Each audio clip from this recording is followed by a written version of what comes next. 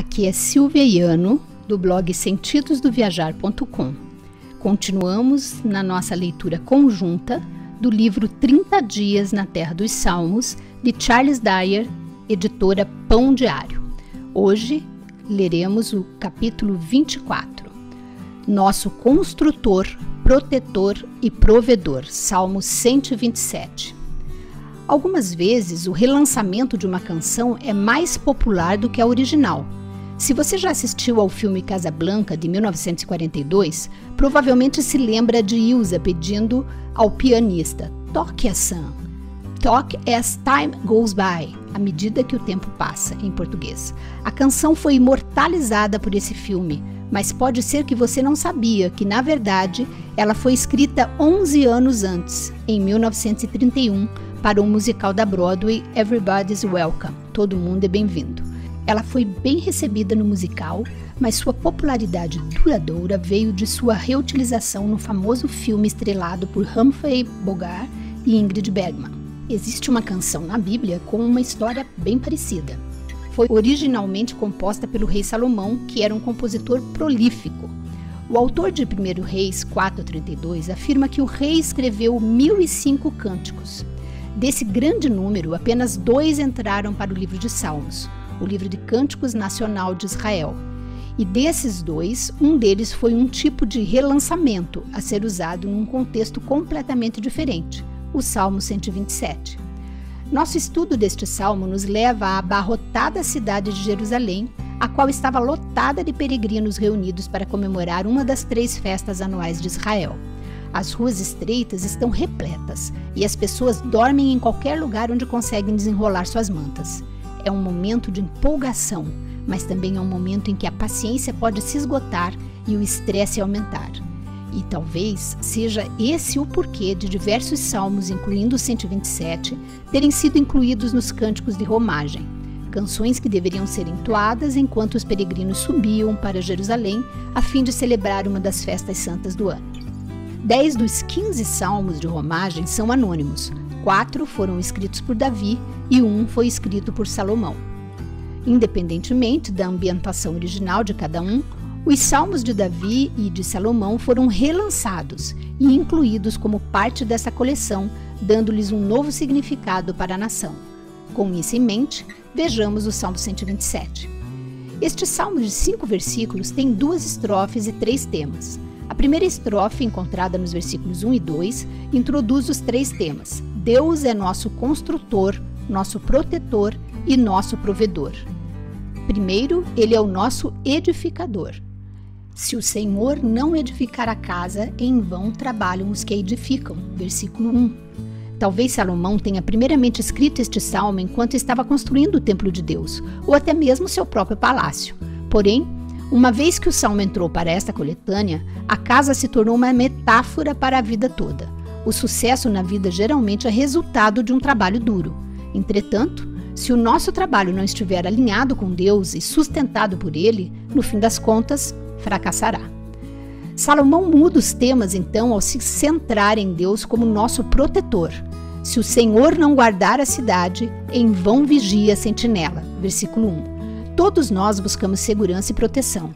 Instalamos cadeados e trancas nas portas e senhas nos computadores. No âmbito nacional, gastamos bilhões de dólares na defesa contra possíveis ataques. No entanto, Salomão lembra seus leitores, e nós estamos incluídos, que a segurança final vem apenas de Deus. Sem a sua proteção, não temos segurança verdadeira. Salomão passa para o seu terceiro tema no versículo 2. Além de ser nosso construtor e nosso protetor, Deus também é nosso provedor. Inútil vos será levantar de madrugada, repousar tarde, comer o pão que penosamente granjeastes, aos seus amados ele o dá enquanto dormem. As palavras de Salomão podem surpreender aqueles que têm familiaridade com todos os provérbios que ele escreveu a respeito da importância do empenho e do trabalho árduo. Contudo, o que Salomão diz aqui não entra em conflito com a mensagem do livro de Provérbios. Esse livro tem muito a dizer sobre o trabalho duro necessário para sobreviver à realidade do dia, do amanhecer ao anoitecer, de uma sociedade agrária. O Salmo 127 não está dizendo que Deus permitirá que seus seguidores se tornem pessoas preguiçosas. Em vez disso, Salomão está afirmando que precisamos perceber que quaisquer benefícios que recebamos como fruto do nosso trabalho, no fim das contas, vêm de Deus. Ele é quem provê todo o necessário para as colheitas crescerem, até mesmo à noite enquanto dormimos. Nos versículos 3 a 5, Salomão muda as ilustrações, enfatizando a bênção que são os filhos. Porém, seus 3 temas principais permanecem os mesmos, embora ele os apresente agora em ordem inversa, focando em Deus como nosso provedor, depois como nosso protetor e depois como nosso edificador. Deixe-me dizer que logo no início, Salomão não está escrevendo para dizer que os filhos são melhores do que as filhas, como algumas poucas versões da Bíblia traduzem os versículos 3 e 4. Ele também não está afirmando algo contra planejamento familiar ou controle de natalidade, sugerindo que Deus quer que os pais tenham a quantidade máxima possível de filhos. Ao contrário, Salomão foca em algo altamente valorizado em sua cultura e o usa como uma ilustração para lembrar aos seus leitores que Deus é a principal fonte de bênçãos. Em uma sociedade que atrela valor a famílias grandes, Salomão afirma que até mesmo os filhos vêm de Deus. Herança do Senhor são os filhos, o fruto do ventre, seu galardão. Versículo 3. Para que os ouvintes não sejam tentados a vangloriar-se de suas famílias, Salomão lembra a eles que Deus é o provedor. Filhos são presentes dele. Deus também é o protetor. Os filhos que Deus concede aos homens são como flechas na mão do guerreiro. Versículo 4. Numa cultura que considerava as famílias grandes como meio de segurança e proteção, um homem com muitos filhos era como um guerreiro que ia para a batalha com uma aljava cheia de flechas. Mas Salomão lembrou a seus leitores de que até mesmo esta proteção, no fim das contas, vem de Deus. Lembre-se, herança do Senhor são os filhos. Salomão conclui este salmo enfatizando mais uma vez o tema que ele usou no princípio. Deus é o nosso construtor, aquele que promove a nossa causa e garante o nosso sucesso, e aquele que foi abençoado por Deus com filhos. Não será envergonhado quando pleitear com os inimigos à porta. Ser abençoado por Deus não significa que nunca enfrentaremos oposição ou obstáculos. As portas de uma cidade funcionavam como a corte judicial da época, e Salomão está visualizando uma cena em que o justo foi falsamente acusado por seus inimigos. Mas, pelo fato de seus filhos serem capazes de levantar-se para defendê-lo, tanto como testemunhas quanto como aliados, ele não precisa enfrentar a oposição sozinho. A provisão divina de filhos ajuda a garantir o sucesso. Caminhando por nossa terra.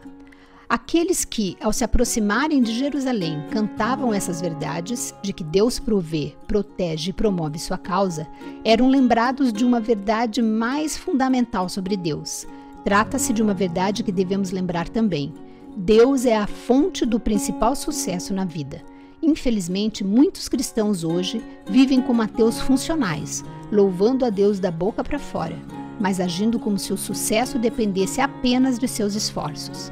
Salomão quer que nos lembremos de que Deus é o nosso edificador, nosso protetor e nosso provedor.